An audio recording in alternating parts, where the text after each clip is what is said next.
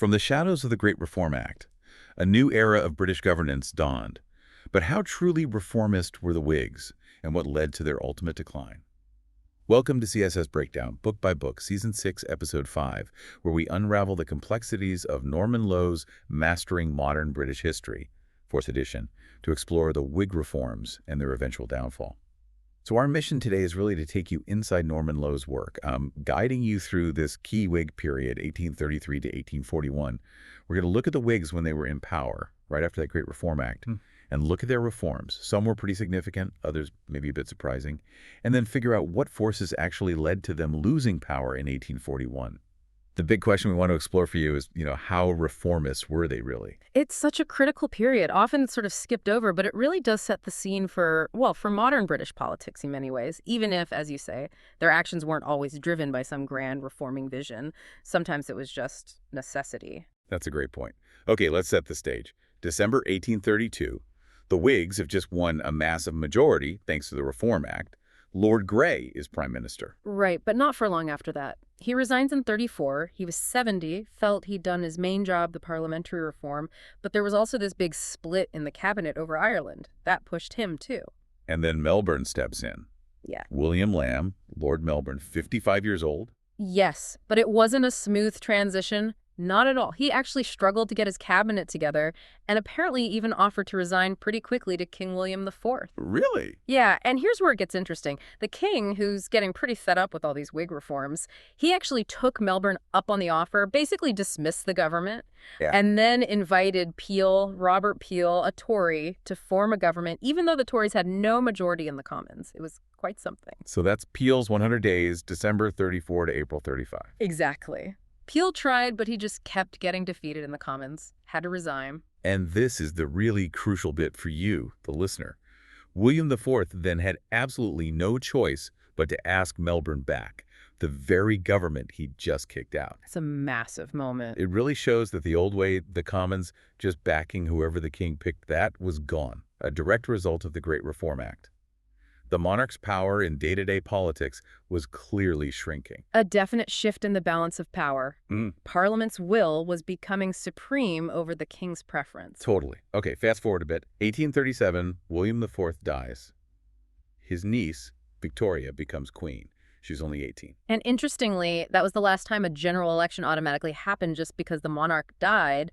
They changed that rule later. Right. And in that election, the Whig majority gets slashed. Things are looking shaky for them. By May 1839, Melbourne resigns again after winning a vote by only 5. And Victoria was genuinely upset by this. She actually liked Melbourne. He'd been helpful to her, as a young, inexperienced queen. She saw the Whigs as friends. So when Peel was expected to take over? This is the Bedchamber Crisis. Peel felt he needed to show the Queen supported his new government, so he asked her to replace some of her ladies-in-waiting, the ladies of the bedchamber, who were wives or relatives of Whig politicians, with Tory ladies. And Victoria refused. Flat out refused. She saw it as interfering with her personal household, and because she refused, Peel gave up trying to form a government. He did. He abandoned the attempt, which meant Melbourne had to come back again for another 2 years. It really shows how the Queen's personal feelings and maybe her political inexperience at that point could still have a big political impact. It definitely kept the Tories out a bit longer. Fascinating.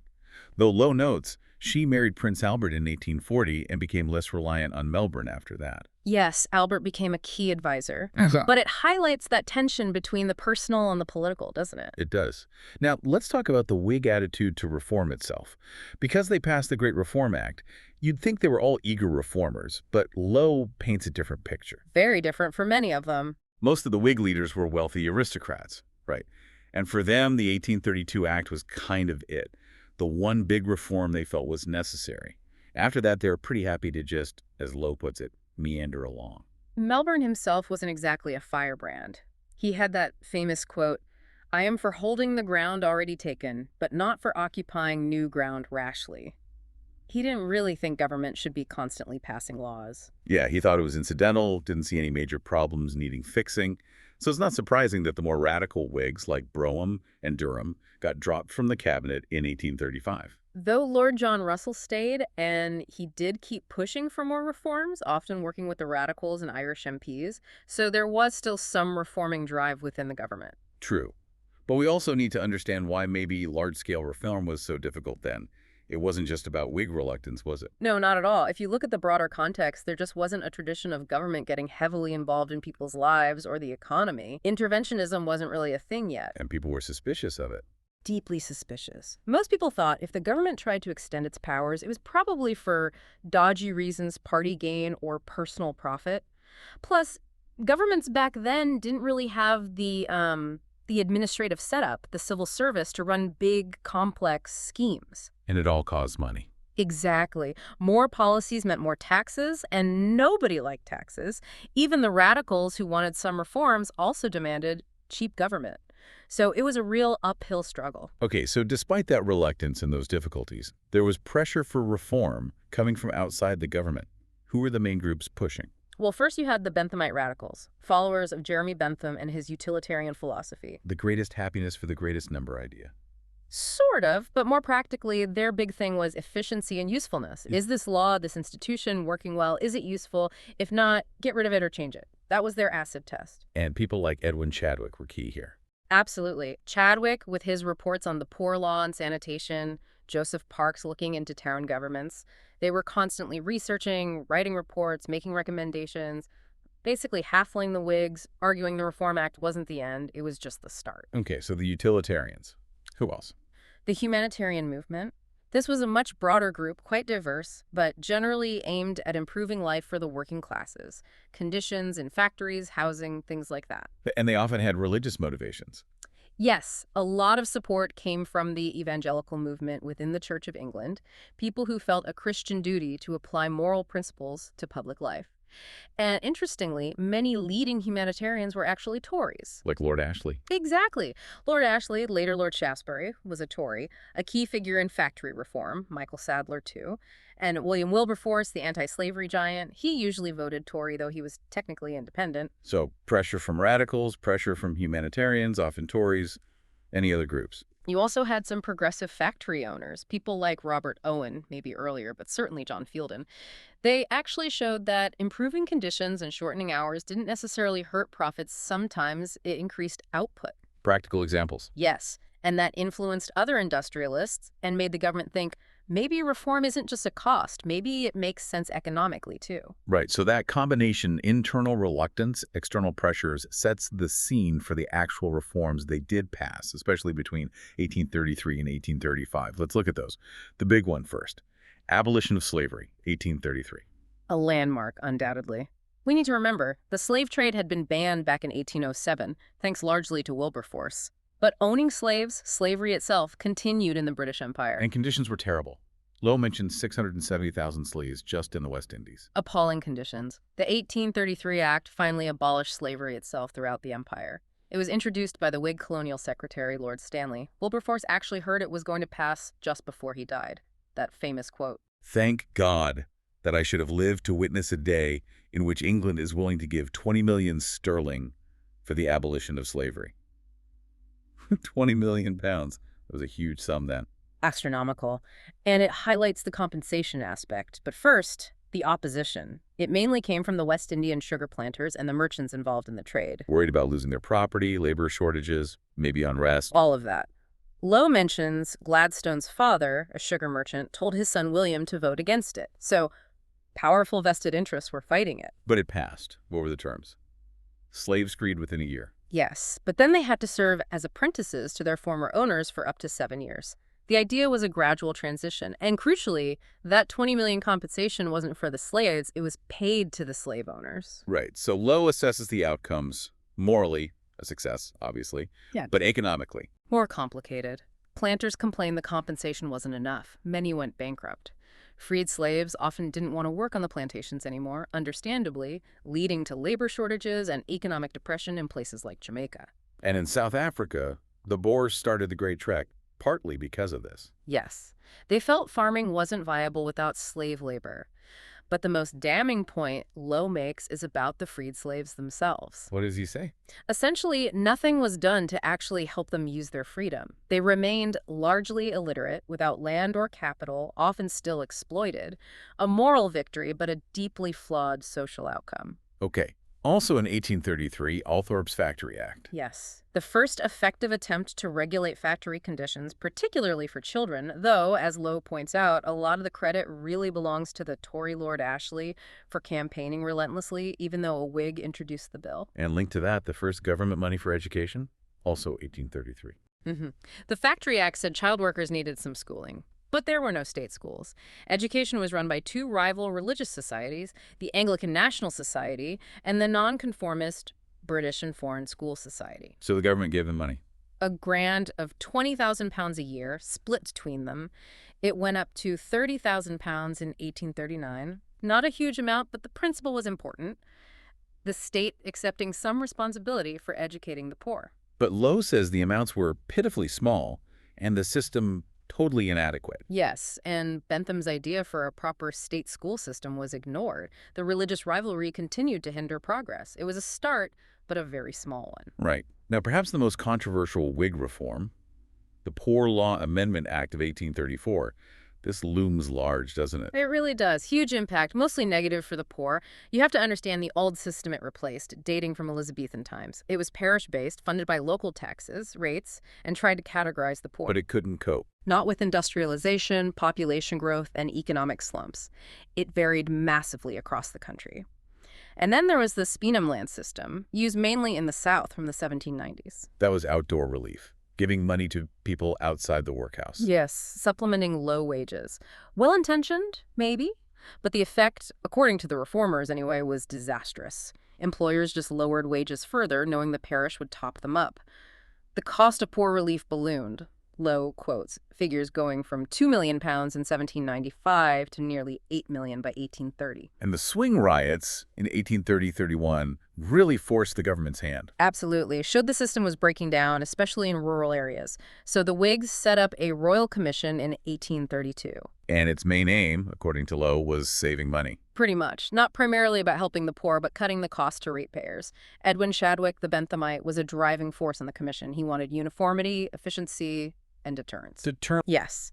The Commission's report in 1834 basically slammed the old system, especially outdoor relief, calling it a bounty to indolence and vice.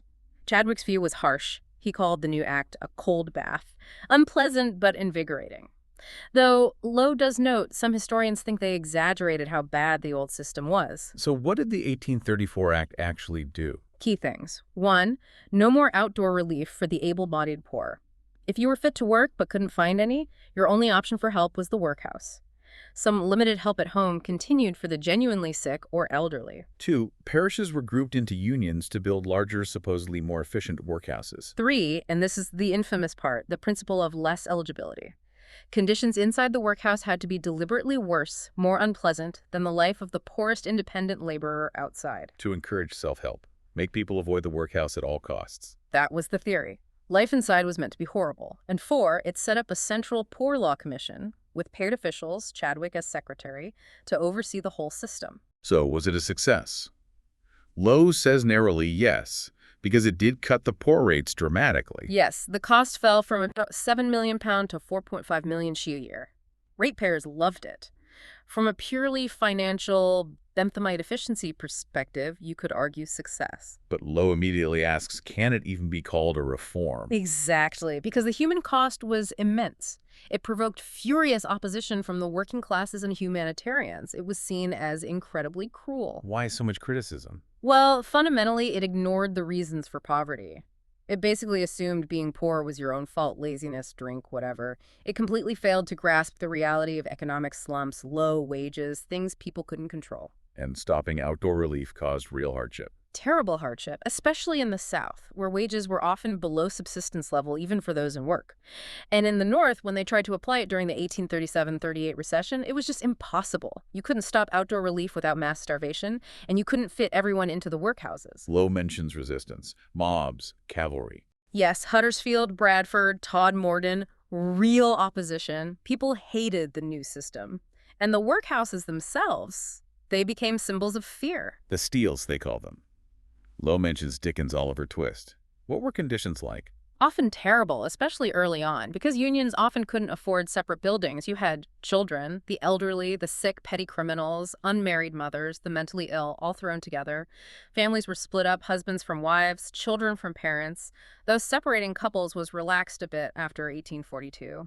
Diets were meager, work was deliberately monotonous and hard, stone-breaking, bone-grinding. Andover scandal. 1845, inmates caught eating rotting marrow from bones they were supposed to be grinding. Just horrific. It cemented the workhouse's dreadful reputation. So, the outcome didn't end poverty. Far from it. It arguably made things worse for many, created deep resentment, and Lowe says it drove thousands to support Chartism, the movement for political rights for working men.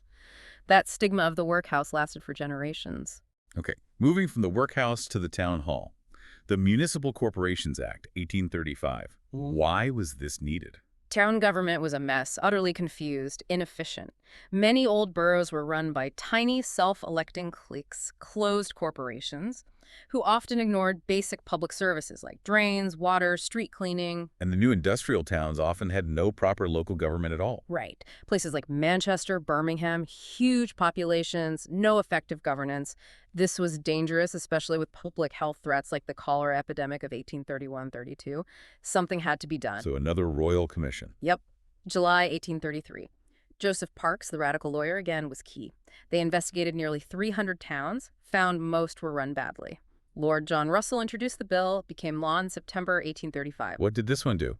Abolish the closed corporations. Yes, set up elected town councils. All male ratepayers who'd lived there 3 years could vote. Councilors served 3 years, mayors 1 year. Mandated paid officials like a town clerk and treasurer, proper accounts, compulsory police forces. And crucially, they could take on social improvements. Drainage, lighting. Couldn't. That's the key word. It was optional. The Tories and the Lords grumbled, saw it as another attack on privilege, like the rotten boroughs, but Peel and Wellington stopped them blocking it entirely. So, success or failure? Lowe says it was definitely an improvement. Elected councils, more middle-class involvement. Yes, established the principle of democratic local government, increased local political activity. Look, the big failure was making social improvements optional. A huge missed opportunity, Lowe argues. Because ratepayers often just wanted to keep the rates low, very few councils actually did much about drains or slums. Only 29 by 1848. And lots of towns didn't even bother becoming boroughs. The procedure was complicated and expensive, so 62 large towns still lacked councils by 1848. And again, it mostly benefited the middle class. Few working men were ratepayers. So, like the Poor Law, it set up machinery for the future, but progress was slow and uneven. Exactly. Laid the groundwork, but didn't solve the immediate problems. Okay, quickly, some other Whig reforms Lowe mentions. Compulsory registration of births, marriages, deaths in 1836. A classic Benthamite measure. Very practical. Needed for things like enforcing the Factory Act, proving kids' ages. Religious reforms in 36, too. Marriages in chapels. Yes. The Marriage Act made marriages in nonconformist and Catholic churches legal, with a registrar present, reduced religious grievances. And the Tithe Commutation Act changed the church tithe from produce to a cash rent. Helped calm things in Ireland, apparently. Limited liability companies also allowed from 1836. Huge for investment. Meant shareholders weren't liable for all a company's debts if it went bust. Lowe says it gave an enormous boost to railway building especially. And finally, the penny post in 1840. Rowland Hill's idea. Simple, brilliant. 1 penny paid in advance with a stamp for a half-ounce letter anywhere in the UK. The post office hated it initially, thought they'd lose money. But they didn't. Lost money at first, but volume soared. It revolutionized communication, made it cheap and efficient, eventually became profitable too. Okay, so quite a list of reforms, even if some were flawed or reluctant.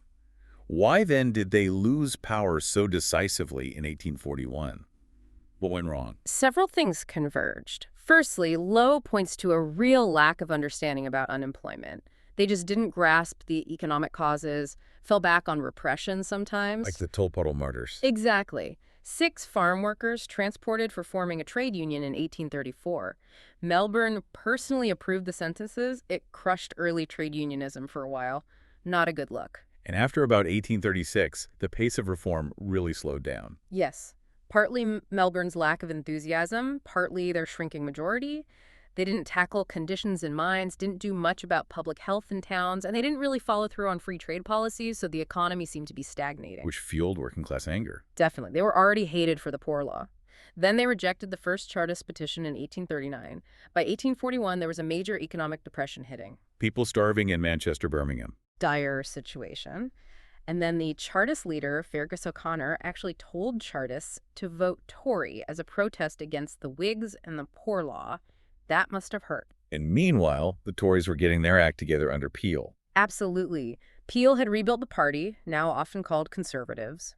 They had a positive program outlined in the Tamworth Manifesto back in '34. Peel himself had gained a lot of respect for being a responsible opposition leader, not just opposing for opposition's sake. Supported things like the Municipal Corporations Act. Yes, he seemed competent, had plans for trade and industry. The contrast was stark. The Conservatives looked energetic and capable, while the Whigs just seemed, as Lowe says, tired and jaded. So the result in the June 1841 election wasn't really a surprise. Not really. Conservatives won a solid majority of over 70 seats. The Whig era was over, for now. So summing up the Whig legacy from this period, it's complex, isn't it? Very complex. You can't deny they made some massive changes, ending slavery, the first steps in state education, reforming local government, the Poor Law, however controversial. Despite their own internal doubts and reluctance, they did preside over significant shifts. But often flawed, often driven by pressure rather than vision, and the consequences, like with the Poor Law or abolition, weren't always thought through for those most affected. Precisely. They laid groundwork, certainly. But their limitations, their eventual running out of steam, opened the door for Peel and the Conservatives. And that tension low highlights efficiency and cost-saving versus humanitarian concerns that really defined the era, didn't it? Especially with the Poor Law. It really did. Which leaves us with something to think about. The Whigs get credit for the moderate reform of Parliament in 1832, but afterwards their approach often seems so cautious, almost grudging.